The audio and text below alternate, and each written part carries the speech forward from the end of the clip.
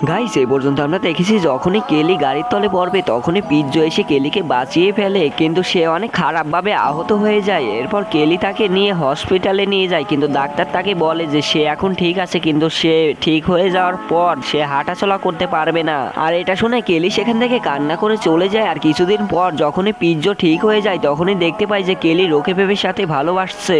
এরপর পিজ্জো তাকে বলে যে তুমি আমাকে ধোকা কেন দিছো, আর আমার এই অবস্থা এটা তো তোমার জন্যই। কিন্তু কেলি পিজ্জোকে গরিব বলে সেখান থেকে দূর করে দেয়। আর কয়েকদিন পর রোকে পেপে একটা বড় পার্টির আয়োজন করে, যেখানে ফ্রি ফায়ারের অলমোস্ট সব প্লেয়ারই ছিল, কিন্তু তখনই সেখানে একটা হেলিকপ্টার আসে। তো গাইস এরপর কি হলো সেটা দেখার আগে আপনারাও আমার মতো যদি আরজু ভাইকে মন থেকে ভালোবাসেন তাহলে ভিডিওটিতে লাইক করে চ্যানেলটি সাবস্ক্রাইব করবেন এবং কমেন্ট বক্সে আরজু ভাইয়ের জন্য লাল লাভ দিয়ে যাবেন। দেখি কতজন আরজু ভাইকে মন থেকে ভালোবাসেন।